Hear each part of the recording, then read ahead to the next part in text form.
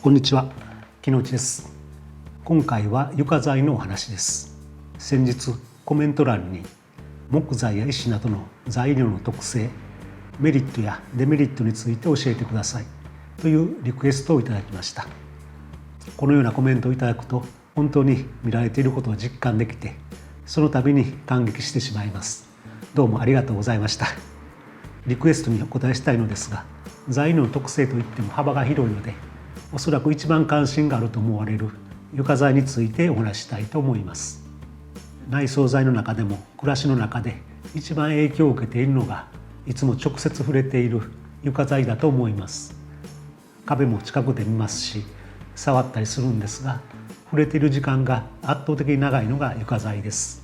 その床材の中で今世の中で圧倒的に使用されているのが複合フローリングと言われるものです。複合フローリングは合板の上に薄い天然木やシートを貼り合わせたものですが、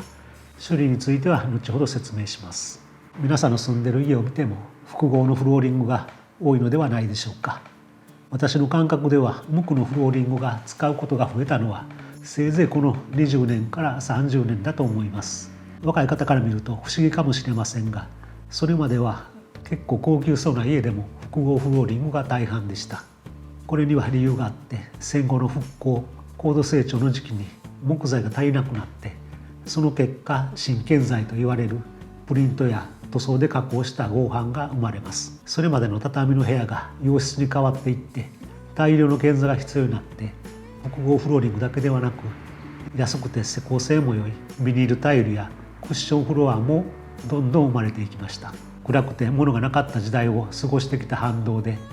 蛍光灯がこうこうと部屋を照らして、内装もツルツルでピカピカが良いとみんなが思い込んでいた時代です。それが80年代から90年代になって生活の豊かさを実感できるようになると、さすがにおかしいと思う人が増えてきて、白熱灯や本物の木の良さが見直されてきます。いろいろな見方があると思いますが、初期の段階は杉やパインなどの針葉樹が使われ始めたことが木の木が復活するきっかけになったと考えています。当然木の木には節があります。節は枝の断面ですからあるのが自然なんですが、節が見えてもいいと割り切って反りや隙間も気にしない、ある種コンクリート打ちっぱなしに通じるようなところがあるかもしれませんが、多少荒っぽくても本物の素材に豊かさを感じる人が出てきました。私たちもこのような家を数多く作ってきました。幅広で長さも4メートルくらいは1枚で貼れる力強さが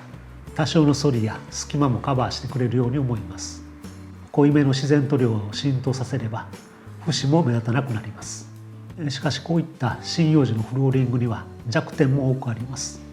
どちらかというと一部の人に好まれる素材かもしれません。その弱点が気になる人には多少費用がかかっても広葉樹が選ばれるようになりました。メーカーもその肌触りを生かしたオイル仕上げや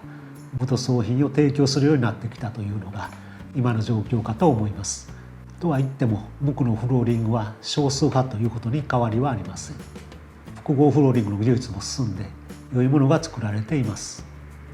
前置きが長くなってしまいましたが、それぞれのフローリングについて見ていきましょう。まずフローリングは複合フローリングと単層フローリングに分類されます。複合フローリングにはツキ板フローリングと言われる表面に 0.3 ミリとか 0.6 ミリの薄い天然材を使用した複合フローリングと、シートフローリングと言われる表面に木目がプリントされた塩ビシートを使用した複合フローリングがあります。分類的には引き板フローリングと言われる表面に2ミリ程度の厚い天然材を使用した複合フローリングも入れるべきかもしれませんが、2ミリ程度になると感覚的には木に近くなるので、単層フローリングの時にご説明します。単層フローリングは木フローリングとも言われますが、素材に 100% 天然木を使用したフローリングのことで、針葉樹と広葉樹では特徴が異なります。針葉樹は杉やヒノキ、松などです。国内産の杉や輸入材の欧州赤松というパイン材が今手に入りやすい木材です。広葉樹は奈良や桜、カエデ、ブナ、クルミなどです。英語でそれぞれオークとかチェリー、メープル、バーチ、ウォールナットと言った方が分かりやすいくらい輸入木材がほとんどです。それでは実物を見ていただきますと、これが複合フローリングの中のツキータフローリングです。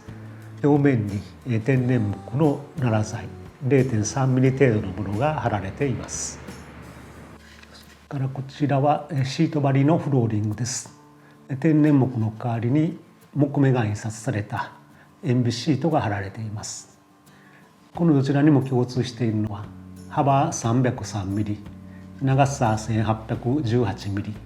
1尺と6尺の合板なので施工性がいいことです。この溝は板を張っているように見せるためにつけているだけですので、一枚一枚張っていく木のフローリングとは施工性が全然違います。それと薄い表面材を保護するためにウレタン系の塗装がされていることも共通しています。この塗装の被膜があるので、天然の木材だとしても手に触れている感覚がありません。このシートフローリングの方はもともと木ではないのですが、技術が進歩してマットな風合いのものが出てきています。表面も凹凸をつけてザラザラした感じもありますので、本物の木に近づいてきています。この目地をうまく処理できるようになれば見分けるのも難しくなるかもしれません。これらの複合フローリングに対して単層フローリングと言いますが、木フローリングと言った方が馴染みがいいと思います。木フローリングの中の針葉樹から見てください。こちらがパイン、欧州赤松です。針葉樹の特徴は柔らかいことです。お寺の床をイメージしていただくといいかもしれません。素足で歩いたり直に座ってもそれほど硬くないし、ヒヤッともしません。ただ柔らかいので傷がつきやすいのはデメリットです。床に直に座る座敷では問題ないんですが、椅子式の生活ではやはりへこみや傷はついてしまいます。これを許容するかどうかは意見の分かれるところだと思います。よく例えられるのはデニムのパンツや革靴です。傷がついて汚れていても素材が良いものは使い込むほどかっこいいと、そういった感覚です。もう一つの特徴は針葉樹は成長が早くてまっすぐに伸びるので大きな材料が取れることです。これは110ミリですが、こちらは135ミリ、そしてこれは180ミリもあります。長さも4メートルのものが取れるので8畳ぐらいの幅でしたら1枚で貼れます。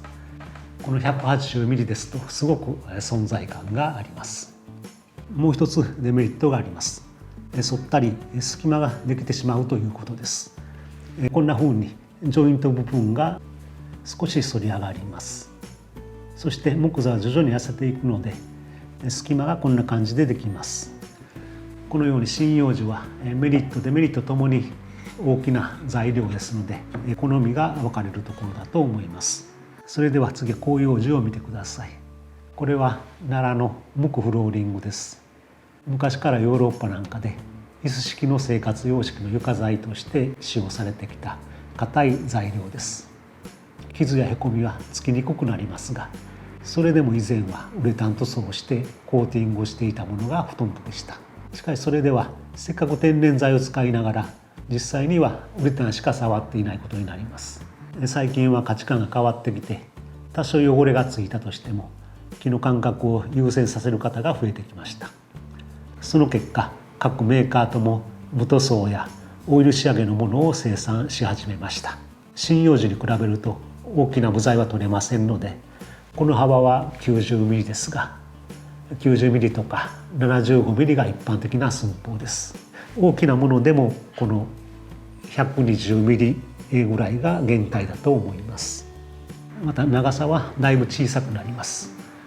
広葉樹は軟弱が多いので気をつけてください。一定の長さで取るとロスが多いので、400ミリから1800ミリ程度のさまざまな長さの部材を混ぜたものが軟弱と言われるものです。1820ミリといった低弱のものはユニタイプと言われる長さ方向に3枚から6枚ぐらい継ぎ足したものがほとんどです。これはウォールナットですが、ここでジョイントしているのがわかると思います。断面はこんな風に少しずらして中でフィンガージョイントしてしっかりと貼り合わせています。このようなジョイントが 1820mm の板の間に何箇所か出てきます。こうした長さが揃わない弱点を解消して無垢の風合いをあまり損なわない引き板フローリングといわれる表面に2ミリ程度の厚さの天然材を使用した複合フローリングがあります。これはウォールナットですが、この表面の焦げ茶色の部分が天然のウォールナットです。この厚さになるとおそらく張り上がったところを見ても無垢の板と見分けがつかないと思います。厚みがあるのでウレタンでコーティングしなくてもいいので、それも無垢の板と同じように見える原因です。あえて違いを言えば、無垢のフローリングにはもっと白い部分が出てきますが、それがなくてきれいに揃いすぎているところでしょうか。合板が機材なので床暖房にも対応しています。平均点の高いフローリングと言ってもいいかもしれません。価格も無垢フローリングと同程度と考えてください。そして複合フローリングと単層無垢フローリングの特徴をまとめると、複合フローリングは無垢フローリングに比べてリーズナブルです。また床材の品質や仕上がりが均一になります。表面がコーティングされているので傷がつきにくくて日々のメンテナンスがしやすくなります。一方で単層無垢フローリングの特徴は複合フローリングよりも材料自体が高価で施工手間も高くなります。どうしても反りや隙間ができてしまいます。ウレタン塗装せずにオイル塗装として木肌の感触を楽しむことができます。それと経年変化によって風合いが増してきますということがあります。フローリングを選ぶ際の注意点としては、小さなサンプルだけでは部屋全体に貼った時の印象が違うことが結構ありますので、施工例の写真も必ず見るようにしてください。特に無垢フローリングの場合はロットによって色合いが違ったりまだらない印象になったりしますので要注意です。見ていただいたものの他にもたくさんの種類の木がありますが、あまり希少なものを使うよりはその時代その地域で手に入りやすい樹種を使うのが良いのではないでしょうか。フローリングにはそれぞれメリットデメリットがありますが、生活スタイルによって選択肢は異なります。椅子の生活でいつもスリッパを履かれている方にとっては無垢にこだわる必要はないかもしれません。記号としての木目でもいいですし、今後は割り切ったもっと工業製品っぽいものができてほしいとも思います。また床に直接寝そべったりあぐらをかいたりしたいという方は無垢フローリングの中でも針葉樹の方がふさわしいです。そんな風にご家族の生活スタイルによっても選択肢は異なります。これからもスマホを触っている時間はますます増えていくんじゃないでしょうか。バーチャルな画面で世界を見てガラスばっかり触っていると、そんな暮らしの中で本物の素材に触れるということの価値は増していくはずです。そんな中で直接触れることのできる床材の価値も増していくのではないでしょうか。今回は以上です。最後まで見ていただきありがとうございました。